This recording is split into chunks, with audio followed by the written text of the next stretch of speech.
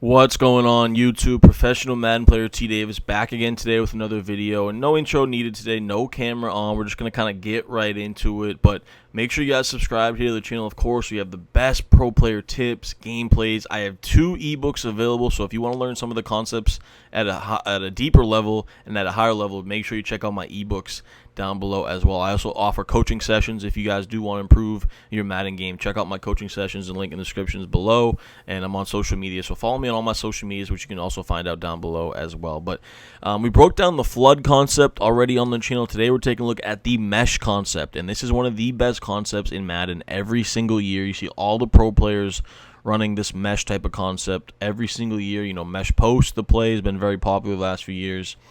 And I'm trying to help you guys improve here on the channel, right? We have different, concepts, different arsenals, different plays, stretching the field horizontally, vertically, stressing the user, attacking the sidelines, all different things we're trying to do here when you're passing the ball in Madden 22. And the mesh concept is one of the best ways to do that because it's just so simple, right?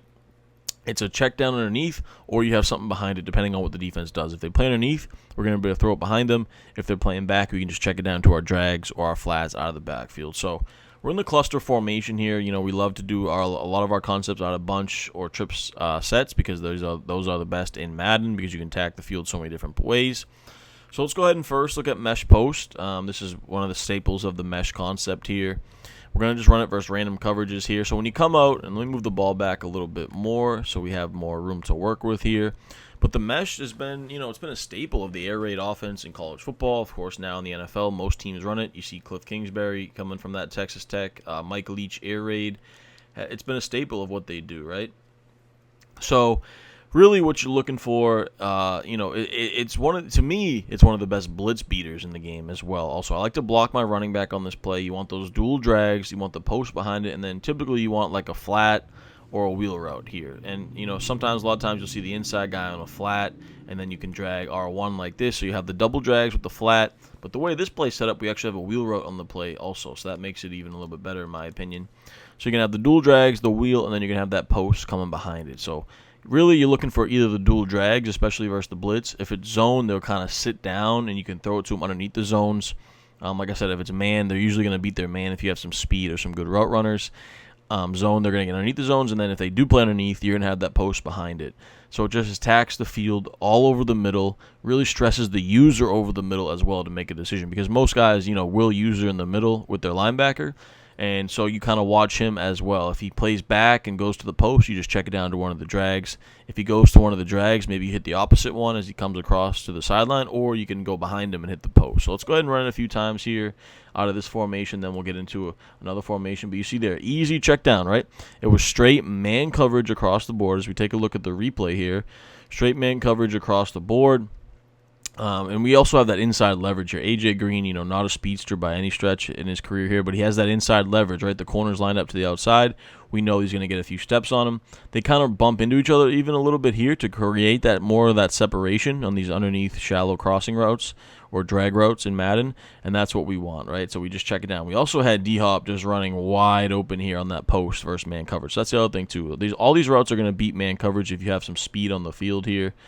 That's what makes it so good. And we just checked it down to our drag. Easy completion. You had about 2 to 3 yards of separation. We take that 6 yards all day long. It's hard for the defense to be able to slow that type of play down. So let's go ahead and run it again here.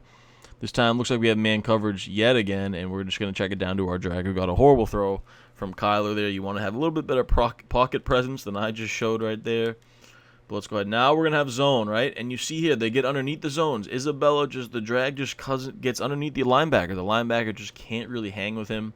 We're able to check it down for another easy completion. Don't overthink it, right? Take what the defense gives you.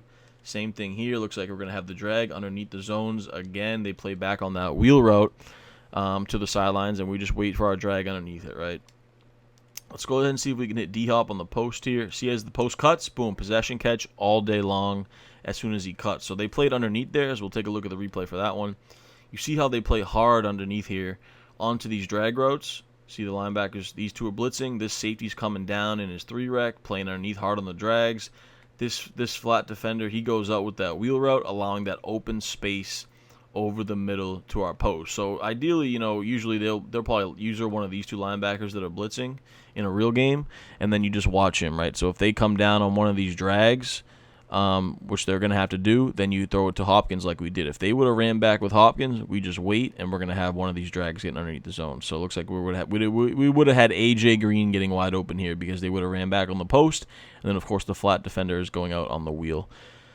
So one last time out of this setup, let's go ahead and double drags, post, and we have the post wide open here, but I'm going to wait and just hit my drag route coming to the sideline. So it was a bad read by me. I had my post wide open. Let me do that one more time here so I can make a good read to end it on a good note. Looks like this.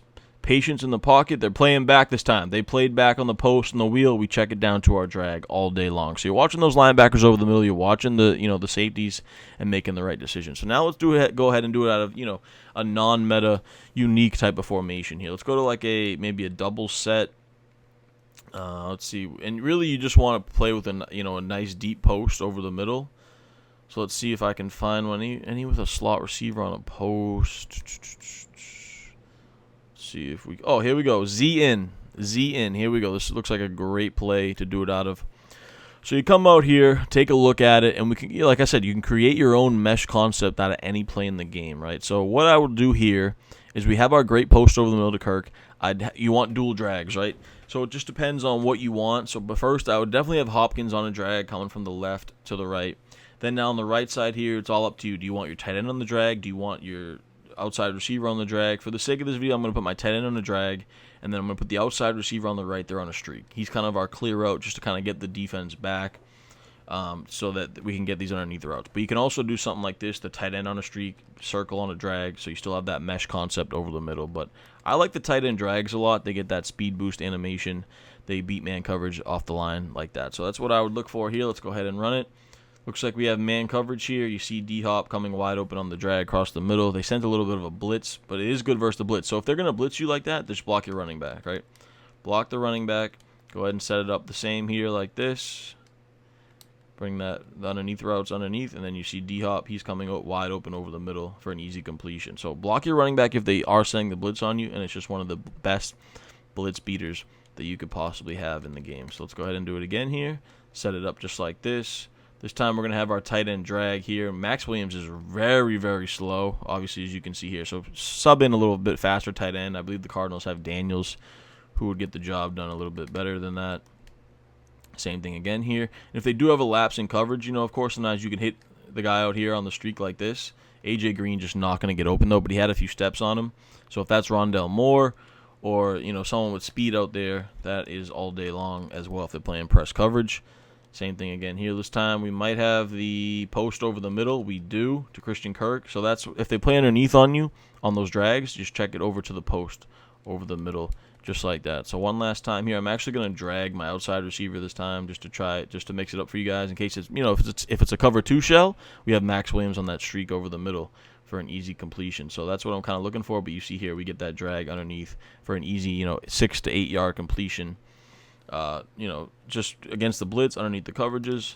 And then one last time here before we wrap this video up, just so you guys can see, this time we have a zone blitz version there. We waited for the drag to get underneath as they were going back on our post for an easy completion. So hope you guys enjoyed this video. On our channel, we've broken down the flood concept. We have a spacing concept video coming soon, and now we've broken down the mesh concept. So all these passing concepts, definitely need to add them to your arsenal on offense. They make it way easier to play offense when you want to pass the ball. So of course, go ahead and like this video, comment down below your thoughts. If you run the mesh concept, let me know down below. Of course, subscribe to the channel here for the best pro player Madden tips, gameplays. Check out my ebooks and coachings as well in the links in the description below. But I appreciate you guys, man. The support has been amazing all Madden 22 season, and we got so much more to go. So appreciate you guys, man. Until next time, peace.